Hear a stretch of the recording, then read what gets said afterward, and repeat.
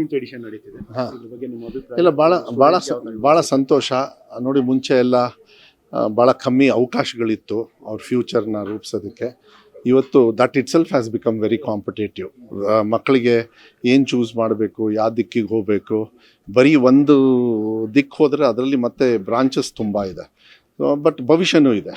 ಆ ಭವಿಷ್ಯದಲ್ಲಿ ಚೂಸ್ ಮಾಡ್ತಕ್ಕಂಥ ಸಂದರ್ಭದಲ್ಲಿ ಅವರು ಒಂದು ಎಡುಬಿಟ್ರೆ ಅವ್ರ ಲೈಫ್ ಲಾಂಗ್ ರಿಗ್ರೆಟ್ ಆಗಬಾರ್ದು.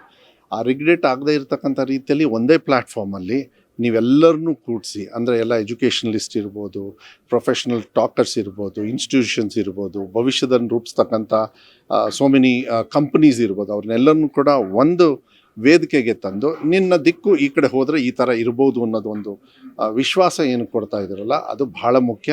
ಅದರಲ್ಲೂ ಭಾಳ ಸಂತೋಷ ಏನು ಅಂತ ಹೇಳಿದರೆ, ಡೆಕ್ಕನ್ ಹೆರಾಲ್ಡ್ ಪ್ರಜಾವಾಣಿ ಅಂತ ಹೇಳಿದಾಗ ಕರ್ನಾಟಕದಲ್ಲಿ ಮತ್ತು 78 ವರ್ಷದಿಂದ ಅವರ ಸಾಮಾಜಿಕ ಕಳಕಳಿ, ಯಾಕೆಂದರೆ ಪತ್ರಿಕಾ ಮಾಧ್ಯಮ ಅಂತ ಹೇಳಿದರೆ ಅದು ಸಮಾಜವನ್ನು ಸೃಷ್ಟಿ ಸರಿ ದಿಕ್ಕಿಗೆ ತಗೊಂಡು ಹೋಗ್ತಕ್ಕಂಥ ಒಂದು ವ್ಯವಸ್ಥೆ. ಸರ್ಕಾರಗಳ ಜೊತೆಗೆ ಸಾಮಾನ್ಯ ಜನರ ಜೊತೆಗೆ ಮಾಧ್ಯಮನೂ ಕೂಡ ಒಳ್ಳೆ ದಿಕ್ಕು ತೋರಿಸುತ್ತೆ. ಆ ಪವಿತ್ರತೆಯನ್ನು ಕೂಡ ತೊಗೊಂಡು ಹೋಗ್ತಕ್ಕಂಥದ್ದು ಅದು ಅವರು ಮಾಡ್ತಾ ಇರೋದು ಮಕ್ಕಳ ಭವಿಷ್ಯಕ್ಕೆ. ಯಾಕೆಂದರೆ ಪೇರೆಂಟ್ಸು ತುಂಬ ಜನರಿದ್ದಾರೆ ಡೆಕ್ಕನ್ ಹೆರಾಲ್ಡ್ ಪ್ರಜಾವಾಣಿನ ನಂಬಿಕೊಂಡು ಅವರು ದಿನವನ್ನು ಸ್ಟಾರ್ಟ್ ಮಾಡ್ತಕ್ಕಂಥ, ಅವ್ರ ಮಕ್ಕಳ ಭವಿಷ್ಯವನ್ನು ಶುರು ಮಾಡ್ತಕ್ಕಂಥ ಇಲ್ಲ ಹಾದಿ ತೋರಿಸ್ತಕ್ಕಂಥ ಒಂದು ಪ್ಲ್ಯಾಟ್ಫಾರ್ಮನ್ನ ಡೆಕ್ಕನ್ ಹೆರಾಲ್ಡ್ ಪ್ರಜಾವಾಣಿಯವರು ಮಾಡ್ತಾ ಇರ್ತಕ್ಕಂಥದ್ದು ಭಾಳ ಅರ್ಥಪೂರ್ಣವಾಗಿದೆ. ನಾನು ಇಷ್ಟೇ ಹೇಳೋದು, ನೀವೆಲ್ಲ ಇಷ್ಟೊಂದು ಕಷ್ಟಪಟ್ಟು ಮಾಡೋದನ್ನ ಎಲ್ಲರೂ ಕೂಡ ಅವರ ಮಕ್ಕಳನ್ನು ಕರ್ಕೊಂಡು ಬಂದು ಇದನ್ನು ಉಪಯೋಗ ಮಾಡಿ ಅವರ ದಿಕ್ಕನ್ನು ಏನು ಆಯ್ಕೆ ಮಾಡ್ಕೋಬೇಕು, ಅದನ್ನು ಉಪಯೋಗ ಮಾಡಿಕೊಂಡ್ರೆ ಅದು ನೀವು ಡೆಕ್ಕನ್ ಹೆರಾಲ್ಡ್ ಅವ್ರಿಗೂ ಕೊಡ್ತಕ್ಕಂಥದ್ದು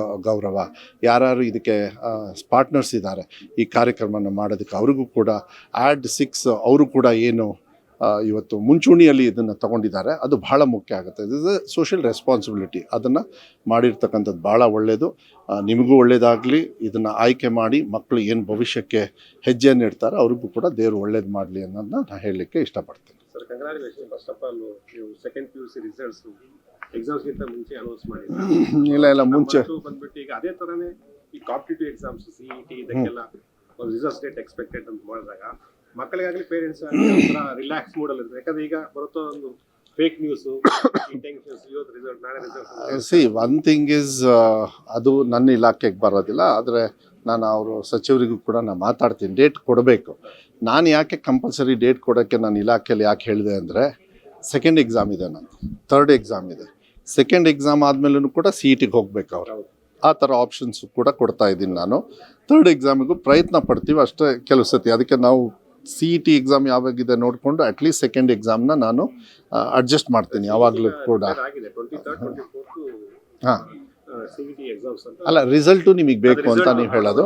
so it's A technical issue ಬರುತ್ತೆ. ಅವ್ರ ಡಿಪಾರ್ಟ್ಮೆಂಟ್ ಎಷ್ಟು ಕ್ವಾಲಿಫೈಡ್ ಇದ್ದಾರೆ, ಅದಕ್ಕೆ ಹೆಂಗೆ ರೆಡಿ ಮಾಡ್ಕೊಂಡಿದ್ದಾರೆ, ಯಾಕೆಂದರೆ ಪೇಪರ್ ಕರೆಕ್ಷನ್ಸು ಎಲ್ಲ ಅನೌನ್ಸ್ ಮಾಡೋದಕ್ಕೆ ಈಗ ನಾವೇನು ಮಾಡ್ತೀವಿ, ಫಸ್ಟೇ ರೆಡಿ ಮಾಡ್ಕೊಂಡಿದ್ದೀವಿ. ಅದೇ ರೀತಿ ಅವ್ರು ಮಾಡ್ಕೋಬೇಕಂದ್ರೆ ನಾನು ತಾವು ಕೂಡ ಪ್ರಶ್ನೆ ಹಾಕಿದ್ರಿ ಅಂತೇಳಿ ನಾನು ಸಚಿವರಿಗೆ ಮಾತಾಡ್ತೀನಿ. ಈ ಥರದ್ದು ಮಾಡಿದರೆ ಒಳ್ಳೆಯದು. ಅದೇನಾಗ್ತದೆ, ಒಂದು ಡೈರೆಕ್ಷನ್ ಗೊತ್ತಿರ್ತದೆ. ನಾನು ಅದಕ್ಕೆ I have told second and third ಎಕ್ಸಾಮ್ದು ಕೂಡ ಅಟ್ ಎ ಟೈಮ್ ಮಾಡೋದಕ್ಕೂ ಪ್ರಯತ್ನ ಪಡಿ ಅಂಥೇಳಿ. ಬಟ್ ಇಲ್ಲಿ ಏನಾಗ್ತದೆ, ಒಂದಾದಮೇಲೆ 2-3 ತೊಗೋಬೇಕು.